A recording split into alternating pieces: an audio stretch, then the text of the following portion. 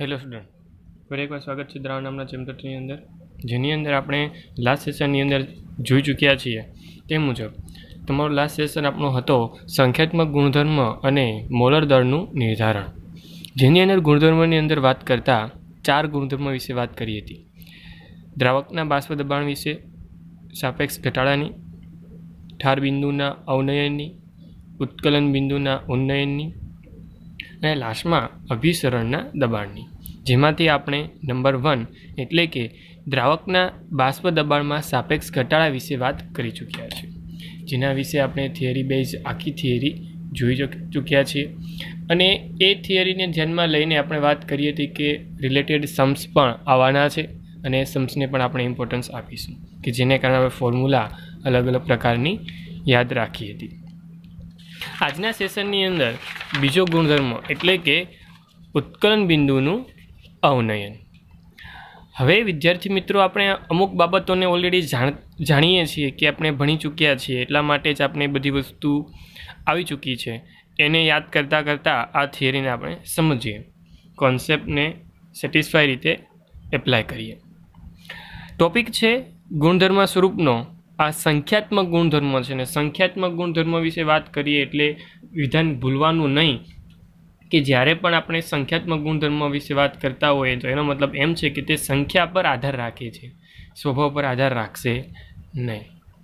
તો એ જ પ્રકૃતિને ધ્યાનમાં લઈને આપણે આગળ વધીએ તો આપણે જાણીએ છીએ કે જ્યારે પણ ઉત્કલન બિંદુનું નામ પડે એટલે તમારી પાસે તાપમાન વિશેની વાત થશે, અને એ તાપમાન વિશેનું દબાણ, તાપમાન રિલેટેડ બાષ્પ દબાણ વિશેની વાત થશે.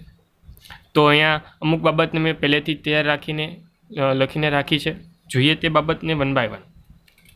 પ્રવાહીનું બાષ્પ દબાણ તાપમાનના વધારા સાથે વધે છે. જેમ તાપમાન વધે છે તેમ તેનું બાષ્પ દબાણ પણ વધવાનું છે.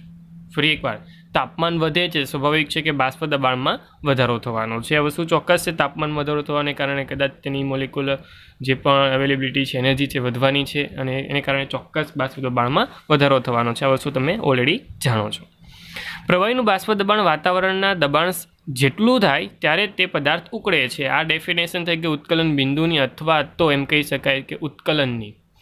કોઈપણ દ્રાવણ જે છે, કોઈપણ પ્રવાહી જે છે, તેની ઉકળવાની એબિલિટી ક્યારે હોય કે જ્યારે તેનું બાષ્પ દબાણ વાતાવરણના બાષ્પ દબાણ જેટલું થશે ને ત્યારે, ત્યાં સુધી તે ઉકળી શકતો નથી. ઉદાહરણ તરીકે તમારી પાસે H2Oનું એક્ઝામ્પલ લઈને આપ્યું છે કે H2O જે છે તે સામાન્ય 100 ડિગ્રી સેલ્સિયસ અથવા તેમ કહી શકાય કે 373.15 કેલ્વિને ઉકળે છે. આ તેનું ઉત્કલન બિંદુ થઈ ગયું.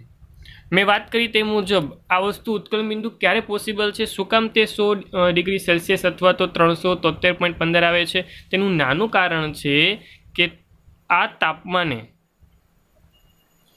પાણીનું બાષ્પ દબાણ કેટલું હશે વિદ્યાર્થી મિત્રો? યસ, એક વાતાવરણ અથવા એમ કહી શકીએ એક ATM અથવા તો કહી શકીએ 0.013 ઓકે 12. આ મેં અલગ અલગ 3 પ્રકારની એકમને ધ્યાનમાં લઈને મેં તમને આપ્યો જવાબ કે જો એક વાતાવરણ હશે, અથવા તો એક ATM હશે, અથવા તો 1.013 દબાણ હશે. જો તમારી પાસે વાતાવરણનું દબાણ 1 હોય, અથવા એક ATM કહીએ, અથવા તો 1.013 કહીએ, બધું સમાન છે. કેમ કે આપણે ધ્યાનમાં લેવા જઈએ તો એનો એકમ ચેન્જ થાય છે, તેનું મૂલ્ય તે પ્રમાણે ચેન્જ થતું હોય છે.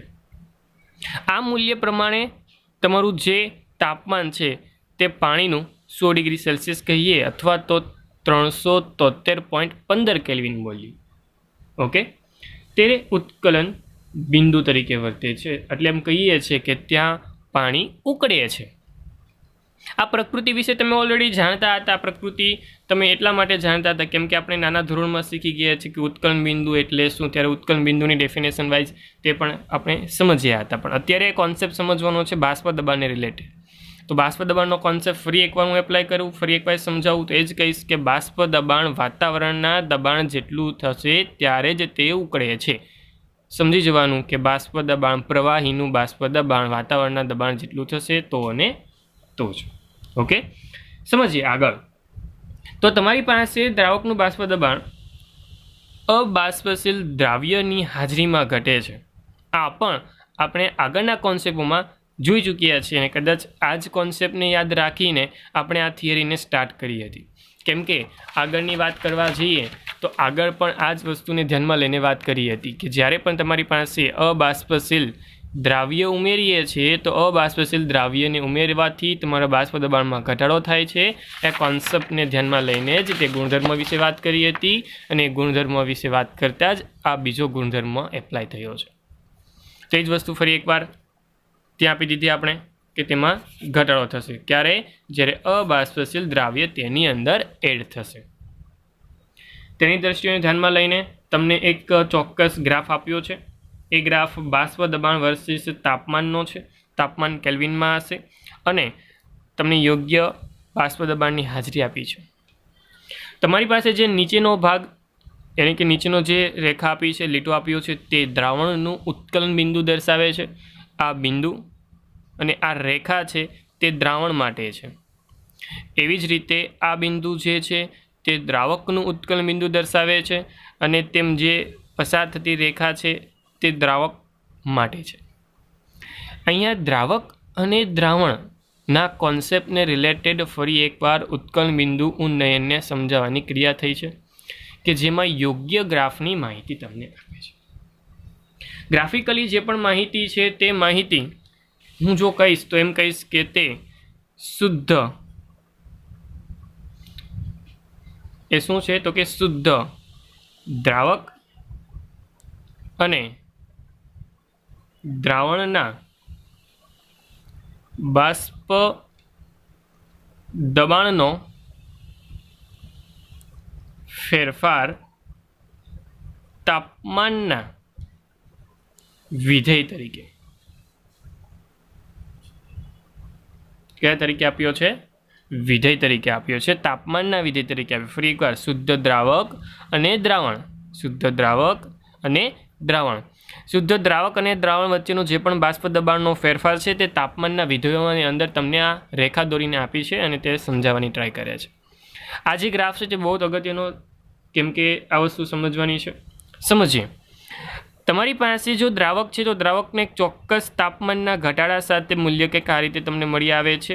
જેમાં ખાસ કરીને જોવા જઈએ તો એક વાતાવરણ દબાણ એટલે કે જે આ બિંદુ છે તે બિંદુએ આપણે બોલીએ છીએ તે મુજબ જે તાપમાને તમારું દબાણ 1 ATM, એક વાતાવરણ અથવા તો 1.013 બાર જેટલું થઈ જાય તો તે તાપમાનને શું કહેવામાં આવે છે? તેનું ઉત્કલન બિંદુ. એટલે આ તાપમાનને આપણે લીધું તો એ તાપમાનને આપણે ચોક્કસ મૂલ્ય સાથે સાંકળી શકીએ છીએ. એટલે એ તાપમાનનું એક ચોક્કસ મૂલ્ય તમને જ્ઞાત છે, જેને અત્યારે આપણે TB0 સ્વરૂપમાં લીધું છે. તે પછી ડિસ્કસ કરીશું. ચાલો, તેવી જ રીતે તમારી પાસે જો દ્રાવણની બાબતને ધ્યાનમાં લઈશ તો એ દ્રાવણનું મૂલ્ય બદલાતું તમને જણાય આવે છે અને એ મૂલ્ય કંઈક પાછળના ભાગમાં દર્શાવ્યું છે. હવે દ્રાવણનું મૂલ્ય કદાચ જોવા જઈએ તો તાપમાન વધુ છે. કદાચ કમ્પેરિઝન કરીએ તો દ્રાવક અને દ્રાવણ, તો અહીંયા દ્રાવણનું મૂલ્ય જે છે તે પાછળના ભાગમાં આપ્યું છે, જ્યારે દ્રાવક તે આગળના ભાગમાં છે. આ વસ્તુ ખાસ યાદ રાખજો. અને આપણે ઉપર પણ વાત કરી ચૂક્યા છીએ કે દ્રાવકનું બાષ્પ દબાણ અબાષ્પશીલ દ્રાવ્યની હાજરીથી ઘટે છે. ઓકે, કે જેને આધારે પણ આપણે સમજીએ છીએ. આ વસ્તુને ખાસ સમજવું છે તો એક દ્રષ્ટાંતથી આપણે સમજીએ. જેમ કે સુક્રોઝનું જલીય દ્રાવણ એક્ઝામ્પલ સ્વરૂપે લઈએ છીએ અને આખા ગ્રાફને સમજીએ છીએ. સમજીએ કે આપણી પાસે સુક્રોઝનું જલીય દ્રાવણ, શું લીધું આપણે? સુક્રોઝનું જલીય દ્રાવણ લીધું છે. સુક્રોઝનું જલીય દ્રાવણ લીધું હોય તો સ્વાભાવિક છે કે આ સુક્રોઝનું જલીય દ્રાવણ જે છે સામાન્ય રીતે 373.15 કેલ્વિન તાપમાને તે સરળતાથી 1.013 બાર કરતાં ઓછું દબાણ ધરાવે છે. સમજો આ વસ્તુને ખાસ. મતલબ એવું કહેવા માગું છું કે તમારી પાસે જે દ્રાવક હતો એ પાણી હતો, જલીય દ્રાવણ બનાવે તો પાણી નાખ્યું છે અને તેની અંદર આપણે સુક્રોઝ લીધું છે. તો સ્વાભાવિક દ્રષ્ટિએ આપણે જોવા જઈએ ને તો તમારી પાસે દ્રાવકનું તો 100 ડિગ્રી સેલ્સિયસ તાપમાન એક વાતાવરણ દબાણ અથવા તો 1.013 બાર જેટલું થઈ જતું હતું, પરંતુ જ્યારે આપણે ઘન પદાર્થ સુક્રોઝ નાખ્યો ને તો એ તેના કરતાં નીચું રહે છે. પરંતુ આપણે તો એટલું લાવવાનું છે, એનું નીચું હોય તો સ્વાભાવિક છે કે મારે તાપમાનનું મૂલ્ય વધારવું પડશે. એટલે હું શું કરીશ? તાપમાનમાં વધારો કરીશ. તાપમાનમાં વધારો કરીશ. જેવો તાપમાનમાં વધારો કરીશ એટલે સ્વાભાવિક છે કે દબાણમાં ધીમે ધીમે મૂલ્ય હવે વધે, અને દબાણનું મૂલ્ય વધે. અને દબાણનું મૂલ્ય ક્યાં સુધી લઈ જવાનું છે? તાપમાનનો વધારો કરી દબાણ 1.013 બાર લઈ આવવાનું છે. કેટલું લઈ આવવાનું છે? 1.013 બાર જેટલું. અહીંયા પ્રકૃતિ ખાસ સમજવી જરૂરી છે. તમારી પાસે મૂલ્ય 1.013 બાર જેટલું લાવવાનું હતું, તાપમાન જો એટલું કરું છું તો સ્વાભાવિક છે કે મળતું નથી. એટલે હું શું કરું છું? તાપમાનમાં વધારો કરું છું. તાપમાનમાં વધારો કરું છું એટલે સ્વાભાવિક છે કે તાપમાન વધારો કરવાની સાથે જ મને આ મૂલ્ય મળી જાય છે. તો એ વસ્તુ સમજવી જે હતી જરૂરી, એ વસ્તુ તમને કદાચ સમજાઈ જાય તો હું એ જ અહીંયા ફરી એકવાર રિપીટ કરીશ કે જેમ તમારી પાસે આકૃતિમાં દર્શાવીએ છીએ તે મુજબ શુદ્ધ દ્રાવકનું ઉત્કલન બિંદુ કરતાં તેમાંથી બનાવેલા દ્રાવણનું ઉત્કલન બિંદુ ઊંચું હોય છે. શું ભરી ગઈ? કે તાપમાનમાં વધારો કરીએ છીએ ત્યારે તમને એટલું મળે છે તો સ્વાભાવિક છે કે આ મૂલ્ય કરતાં તેનું દ્રાવણનું મૂલ્ય વધુ હોય છે. ઓકે, ફરી એકવાર તમારું મૂળ 100 ડિગ્રી સેલ્સિયસે તમને મળતું હતું નહીં, પરંતુ પાણીનું મળી જાય છે. દ્રાવક તરીકે પાણી છે, પાણીનું મળી જાય છે નીચા મૂલ્યથી. તાપમાનનું નીચું મૂલ્ય, જેમ તાપમાન વધારીએ છીએ, તાપમાન જેમ વધે છે, તાપમાન વધ્યું, તાપમાન વધવાની સાથે સાથે તમને ચોક્કસ મૂલ્યની આગળ દ્રાવણનું ઉત્કલન બિંદુ તમને મળવાનું છે. દ્રાવણ તાપમાનના વધારા સાથે મળે છે. તો વસ્તુ ક્લિયર થઈ જવી જોઈએ. આકૃતિ પરથી આપણે સમજીએ છીએ કે શુદ્ધ દ્રાવકના ઉત્કલન બિંદુ કરતાં તેમાંથી બનાવેલા દ્રાવણનું ઉત્કલન બિંદુ ઊંચું હોય છે. વિધાનને લખી જ રહ્યું છું તમારી સાપેક્ષ. આ વિધાનને પણ યાદ રાખવા જરૂરી છે, કેમ કે વૈકલ્પિક વસ્તુ જ્યારે નાની નાની હોય ત્યારે ખાસ જરૂરી બનશે. શુદ્ધ દ્રાવકના ઉત્કલન બિંદુ કરતાં તેમાંથી બનાવેલા દ્રાવણનું ઉત્કલન બિંદુ કેવું હશે વિદ્યાર્થી મિત્રો? ઊંચું થશે. કેવું થશે? ઊંચું. સમજીએ તો આપણે જાણીએ છીએ તે મુજબ બાષ્પ દબાણ ઉન્નયનની જેમ જ અહીંયા પણ ઉત્કલન બિંદુ ઉન્નયન પણ દ્રાવ્યના કણોના સ્વભાવ પર આધાર રાખતું નથી જ, કેમ કે આ સંખ્યાત્મક ગુણધર્મ છે એટલે સંખ્યા પર જ આધાર રાખશે. એટલે આપણે સંખ્યાકીય દ્રષ્ટિએ જાણે વિચારવાનું છે. તો આપણે સમજીએ તો એમ કહી શકાય કે 1 મોલ, ખાસ વસ્તુ યાદ રાખજો, 1 મોલ મેં સુક્રોઝ લીધો. શું લીધો હતો? સુક્રોઝ. જો 1 મોલ સુક્રોઝ લેતો હોવ તેને 1000 ગ્રામ કેની અંદર? 1000 ગ્રામ પાણીની અંદર. ફરી એકવાર હું લઉં છું 1 મોલ સુક્રોઝ અને તેને 1000 ગ્રામ પાણીમાં દ્રાવ્ય કરું ત્યારે મને 373.52 સમજો મૂલ્ય ખાસ 373.52 કેલ્વિન તાપમાને તે એક વાતાવરણ જેટલું મૂલ્ય તેને જોવા મળે છે. હવે ફરી એકવાર ઉપરના કોન્સેપ્ટ દ્વારા યાદ કરો, તાપમાનનું મૂલ્ય વધારું છું ને તાપમાનનું થોડું એવું મૂલ્ય જ અહીંયા વધે છે, નો ડાઉટ. પરંતુ તાપમાનનું મૂલ્ય અહીંયા વધેલો જે ભાગ છે તે ચોક્કસ રીતે સમજી શકીએ છીએ આપણે. તો અહીંયા 1 મોલ સુક્રોઝ લીધું અને આપણે તેને નાખ્યું છે 1000 ગ્રામમાં નાખીએ છીએ. ખાસ સમજીએ, 1000 ગ્રામ પાણીમાં દ્રાવ્ય કરીએ છીએ અને 373.52 કેલ્વિન તાપમાને જે દ્રાવણ બન્યું છે તે 373.52 કેલ્વિન તાપમાને એક વાતાવરણ દબાણ સાથે તે ઉકળે છે. ઓકે, તો સ્વાભાવિક દ્રષ્ટિએ સમજીએ તે તેનું ઉત્કલન બિંદુ કંઈક તમને સમજ પડતી હશે. વસ્તુ ક્લિયર થઈ જવી જોઈએ તમારા મગજની અંદર કે અહીંયા 1 મોલ અને 1000 ગ્રામ છે. તો કદાચ આ કોન્સેપ્ટમાં સમજવા જઈએ તો આપણે ગ્રામનો ઉપયોગ કરીએ છીએ. મતલબમાં તમારા પાસે જે પણ સંયોજન છે તે મંદ સોલ્યુશનની પ્રકૃતિમાં જો હોય, એટલે કે હું એમ કહું છું કે 1 મોલની વાત કરતો હો અને 1000 ગ્રામ પાણી લેતો હો, તો તો સ્વાભાવિક છે કે તે મંદ પ્રકૃતિની અંદર ધ્યાનમાં લેતો હો. તો આ જે દ્રાવણ બને છે તે 1 મોલલ દ્રાવણ તરીકેની પ્રકૃતિની અંદર રહેલું છે. 1 મોલલ. મોલલ શબ્દ એટલા માટે કેમ કે આપણે મોલારિટી શબ્દથી તેને ઉલ્લેખનીય રીતે જાણીએ છીએ. જો 1 મોલ સુક્રોઝ છે, દ્રાવ્ય પદાર્થ સુક્રોઝ છે, જેને દ્રાવક 1000 ગ્રામ છે, એટલે આપણે મોલલ શબ્દનો યુઝ કરીએ છીએ કેમ કે આપણે મોલારિટી અને મોલાલિટીની ડેફિનેશન જાણીએ છીએ. છેદની અંદર જ્યારે આપણે ગ્રામનો યુઝ કરતા હોઈએ તો સ્વાભાવિક છે કે ત્યાં આપણે મોલ શબ્દ યુઝ કરવો પડશે કેમ કે મોલારિટીથી યુઝ કરીએ છીએ. ચાલો 1 by 1 સ્ટેપ બાય સ્ટેપ આપણી પ્રોસેસમાં આગળ વધીએ. હવે જે પ્રોસેસ 1 by 1 થવાની છે તે ખાસ ધ્યાનપૂર્વક જોઈ સમજીએ કે ધારો કે આકૃતિ પરથી જ ધારો કે TB0 જે અહીંયા છે, TB0 શું છે? દ્રાવક માટે છે, શુદ્ધ દ્રાવકનું ઉત્કલન બિંદુ છે. ઓકે, તો લખી શકાય TB0 ઇઝ ઇક્વલ ટુ શુદ્ધ દ્રાવકનું ઉત્કલન બિંદુ. આગળ વધીએ તો બીજું મૂલ્ય છે TB. TB શું છે? તો કે TB એટલે કે દ્રાવણનું ઉત્કલન બિંદુ. તો કે એ છે દ્રાવણનું ઉત્કલન બિંદુ. તેવી જ રીતે બંનેનો તફાવત લો તો ડેલ્ટા TB જેને આપણે કહીશું ઉત્કલન બિંદુમાં વધારો અથવા તો તફાવત કે જેને આપણે લખવા જઈએ તો કહી શકીશું વધુ મૂલ્યમાંથી ઓછું મૂલ્ય બાદ. એટલે કે પેલું આગળનું મૂલ્ય છે તે છે દ્રાવણમાંથી શુદ્ધ દ્રાવક બાદ કરીએ. અને જે આ ડેલ્ટા TB જે છે ને તે જ આપણા માટે તૈયાર થાય છે. એટલે કે ડેલ્ટા TB એટલે જ આપણે જાણીએ છીએ કોન્સેપ્ટ મુજબ તે જ નામ ઉત્કલન બિંદુનું ઉન્નયન. શું કહીએ છીએ ડેલ્ટા TBને? ઉત્કલન બિંદુનું ઉન્નયન.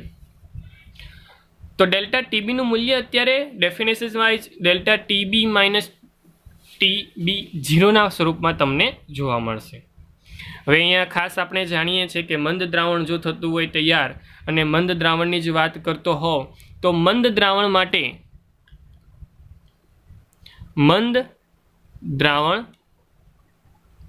માટે ડેલ્ટા TB વિશે વાત કરીએ તો ડેલ્ટા TB એટલે કે ઉત્કલન બિંદુનું ઉન્નયન દ્રાવણમાંના દ્રાવ્યની મોલલ સાંદ્રતા, કેમ કે મેં થોડી વાર પહેલાં જ વાત કરી, મોલલ સાંદ્રતાના સમપ્રમાણમાં હોય.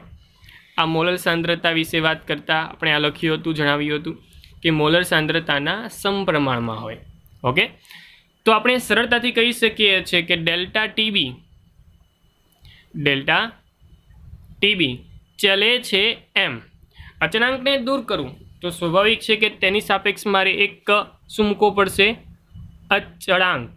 એટલે કે KB એમ. જ્યાં સરળતાથી આપણે જાણીએ છીએ તે મુજબ તમારી પાસે એક ચોક્કસ પ્રકારનું સૂત્ર તૈયાર થઈને મળ્યું. જે સૂત્ર આપણે ખાસ યાદ રાખીશું કેમ કે ઉત્કલન બિંદુ ઉન્નયનના કોન્સેપ્ટનું આ પહેલું સૂત્ર, પહેલી ફોર્મ્યુલા તમને મળી. હવે પ્રકૃતિને સમજીએ તો આપણે જાણીએ છીએ તે મુજબ M જે છે તે મોલાલિટી છે. KB જે છે તેને વિશે આપણે થોડુંક માહિતી સમજીએ. તો હવે સમજીએ KB શું છે, KBની પ્રકૃતિ શું સમજાવે છે. તો સમજીએ KB. તો KB વિશે માહિતી મેળવી કરીએ. આ KB એટલે તો શું? તો KB સામાન્ય રીતે ઉત્કલન બિંદુ ઉન્નયન અચળાંક છે. શું છે? ઉત્કલન બિંદુ ઉન્નયન અચળાંક છે. જેને હું બીજા શબ્દોમાં કહું તો મોલલ ઉન્નયન અચળાંક પણ કહીશ. શું કહીશ? મોલલ ઉન્નયન અચળાંક. સામાન્ય રીતે એક ત્રીજું નામ પણ તે છે જે NCERT ટેક્સ્ટબુકમાં પણ યોગ્ય રીતે આપ્યું છે, ક્વથનાંક અચળાંક. ક્વથનાંક અચળાંક સાથે લખી જ દઉં, ક્વથનાંક અચળાંક. સાથે જો કેબીના એકમ વિશે વાત કરવામાં આવે તો કેબીનો એકમ કેલ્વિન, કિલોગ્રામ, મોલ ઇન્વર્સ થશે, જેમાં એક મુદ્દાને એડ કરવાની સાથે જ પૂરું કરીએ તેની માહિતીને તો એ દ્રાવકના સ્વભાવ પર આધાર રાખે છે. કેના પર આધાર રાખે છે? દ્રાવકના સ્વભાવ પર. ખાસ વિદ્યાર્થી મિત્રો અહીંયા સમજવાની બાબત છે કે જે આ કેબીનું મૂલ્ય જે છે તે કેબીનું મૂલ્ય એનું 3 અલગ અલગ નામ અચળાંકના આપ્યા, સાથે સાથે તેનો એકમ જરૂરી છે અને એનો એકમ એટલે કે કેલ્વિન, કિલોગ્રામ, મોલ ઇન્વર્સ ખાસ યાદ રાખજો. ત્યારબાદ આપણે કહીએ તો એમ કહી શકાય કે દ્રાવકના સ્વભાવ પર તેનો આધાર રહેલો છે. જેમ દ્રાવક બદલાતું હોય તે મૂલ્ય તેની સાપેક્ષમાં બદલાતું હશે. એનસીઈઆરટી ટેક્સ્ટબુક મુજબ તમને પાના નંબર 53 પર તેના મૂલ્ય જોવા મળશે. મૂલ્યને ગોખવાની કોઈ ટ્રાય કરવી નહીં, કેમ કે મૂલ્યને યાદ રાખવાની કોઈ જરૂર નથી. મૂલ્યની અમુક માત્રા એ ફક્ત સાપેક્ષ જોઈને યાદ રહી જશે, પરંતુ બધી યાદ રાખવાની જરૂર નથી. કેમ કે કોઈ પણ દાખલા જો તમને કેસે ગણવા માટે અથવા તો દાખલાકીય માહિતી જ્યારે પૂછાશે ત્યારે તેનું ચોક્કસ મૂલ્ય આપવાનું દાખલાની અંદર રહેલું હશે, કે જેની અંદર દાખલામાં તે મૂલ્ય છે તો એ કોઈ જ કામ છે નહીં તે મૂલ્યને ગોખવાની. તો ફક્ત તેના ઠાર બિંદુ, ઉત્કલન બિંદુ અથવા તો કે બી કે એફના મૂલ્ય ત્યાં પાન નંબર 53 પર છે, ફક્ત ને ફક્ત જોઈ લેવા. એનસીઈઆરટી ટેક્સ્ટબુક મુજબ પાના નંબર 53. આગળ વધીએ. હવે તમારી પાસે રહેલો છે એમ એની કે આપણે જાણીએ છીએ તે મુજબ મોલાલિટી. અને મોલાલિટીની વાત કરીએ તો તમે જાણો જ છો કે મોલાલિટી વિશે વાત કરીએ તો આપણે જાણીએ છીએ કે molality is equal to mole. તો ડાયરેક્ટ W/m ના સ્વરૂપમાં જ લખું છું. મોલ કેના છે? આ યસ દ્રાવ્યના મોલ છેદમાં દ્રાવક એ પણ કયા એકમમાં? ગ્રામની અંદર છે, એટલા માટે સાથે છેદમાં 1000, કે જેને અનુલક્ષીને કિલોગ્રામની સાપેક્ષમાં આપણે કહી શકીએ છીએ કે જેથી તેની formula m is equal two 1000 છેદનો છેદ અંશમાં જશે અને અંશનો છેદ છેદમાં આવશે, કે જેથી ફોર્મ્યુલા તૈયાર થશે કંઈક આ રીતે. આનો છેદ ઉપર ગયો, આ m2 નીચે તરફ આવશે, એટલા માટે ફોર્મ્યુલા કંઈક તૈયાર થઈ ગઈ આના સ્વરૂપમાં. આ જે ફોર્મ્યુલા તૈયાર થઈ તે ફોર્મ્યુલાને હું સમીકરણ નંબર 1 કહીશ અને તેની અંદર સેટિસ્ફાઈ રીતે મૂકી દઈશ, કે જેને ધ્યાનમાં લઈને હું ફોર્મ્યુલાને લખતા ડેલ્ટા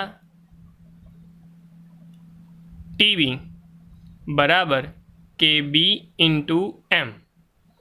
ચાલો, તો KB ગુણ્યા m ઇઝ ઇક્વલ ટુ 1000 ગુણ્યા W2 છેદમાં W1 ગુણ્યા M2.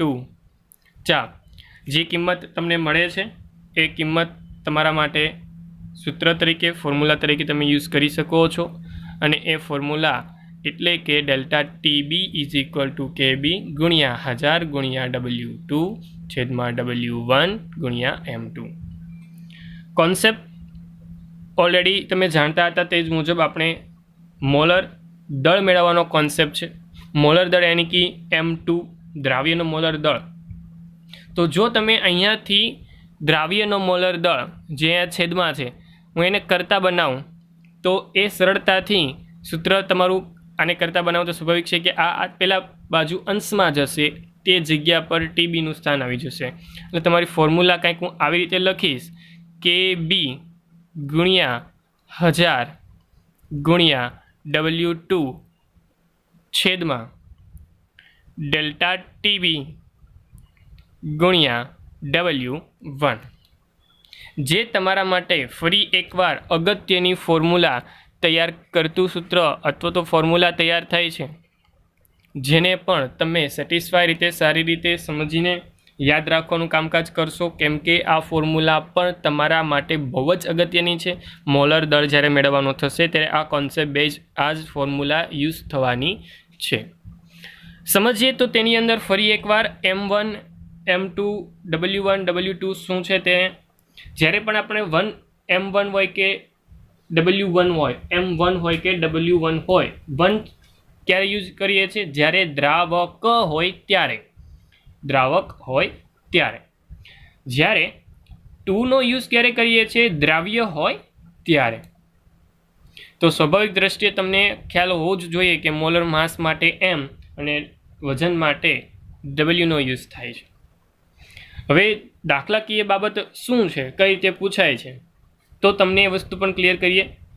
તો સામાન્ય રીતે M2 નક્કી કરવા માટેના તમને યોગ્ય દ્રાવ્યના જ્ઞાત દળને દ્રાવકના જ્ઞાત દળમાં ઓગાળવામાં આવશે અને ડેલ્ટા TBના યોગ્ય નિર્ધારિત કરેલા મૂલ્ય તમને કેબીના મૂલ્યની સાપેક્ષમાં આપવામાં આવશે અને તેના પરથી તમને ચોક્કસ M2 માટેના મૂલ્ય માગશે.